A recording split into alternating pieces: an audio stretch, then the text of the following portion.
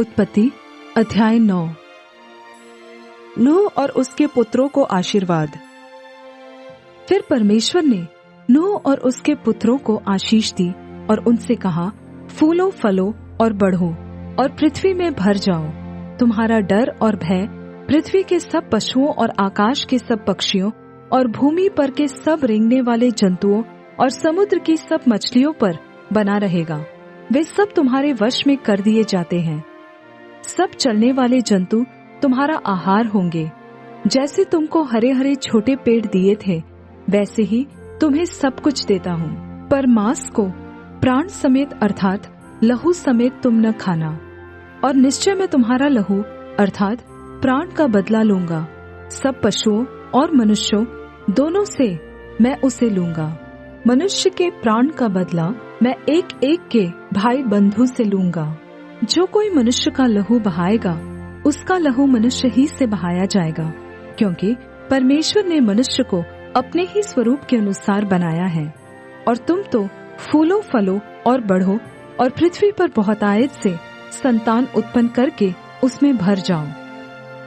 फिर परमेश्वर ने नूह और उसके पुत्रों से कहा, सुनो, मैं तुम्हारे साथ और तुम्हारे पश्चात जो तुम्हारा वंश होगा उसके साथ भी वाचा बांधता हूँ, और सब जीवित प्राणियों से भी जो तुम्हारे संग हैं, क्या पक्षी, क्या घरेलू पशु, क्या पृथ्वी के सब जंगली पशु, पृथ्वी के जितने जीव जंतु जहाज से निकले हैं। और मैं तुम्हारे साथ अपनी यह वाचा बांधता हूँ कि सब प्राणी फिर जल प्रलय से नाश न होंगे, और पृथ्वी का नाश करने के लिए फिर जल प्रलय न होगा।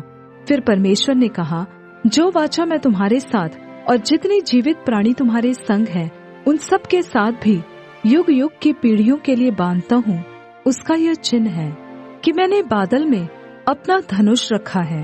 वह मेरे और पृथ्वी के बीच में वाचा का चिन्ह होगा। और जब मैं पृथ्वी पर बादल फैलाऊं, तब बादल में धनुष दिखाई देगा। तब मेरी जो वाचा तुम्हारे और सब जीवित शरीरधारी प्राणियों के साथ बंधी है, उसको मैं स्मरण करूंगा। तब ऐसा जल प्रलय फिर न होगा जिससे सब प्राणियों का विनाश हो। बादल में जो धनुष होगा, मैं उसे देखकर यह सदा की वाचा स्मरण करूंगा, जो परमेश्वर के और पृथ्वी पर के सब जीवित शरीरधारी प्राणियों के बीच बंधी है। फिर परमेश्वर ने नूह से कहा, जो वाचा मैंने पृथ्वी भर के सब प्राणियों के साथ बांधी है, उसका चिन्ह यही है। नूह के जो पुत्र जहाज में से निकले, वे शेम, हाम और येपेत थे। और हाम कनान का पिता हुआ। नूह के 3 पुत्र यही हैं, और इनका वंश सारी पृथ्वी पर फैल गया। नूह किसानी करने लगा, और उसने दाख की बारी लगाई, और वह दाखमधु पीकर मतवाला हुआ, और अपने तंबू के भीतर नंगा हो गया। तब कनान के पिता हाम ने अपने पिता को नंगा देखा, और बाहर आकर अपने दोनों भाइयों को बता दिया। तब शेम और येपेत दोनों ने कपड़ा लेकर अपने कंधों पर रखा, और पीछे की ओर उल्टा चलकर अपने पिता के नंगे तन को ढांप दिया। और वे अपना मुख पीछे किए हुए थे, इसलिए उन्होंने अपने पिता को नंगा न देखा। जब नूह का नशा उतर गया, तब उसने जान लिया कि उसके छोटे पुत्र ने उसके साथ क्या किया है। इसलिए उसने कहा, कनान श्रापित हो, वह अपने भाई बंधुओं के दासों का दास हो। फिर उसने कहा, शेम का परमेश्वर यहोवा धन्य है, और कनान शेम का दास हो।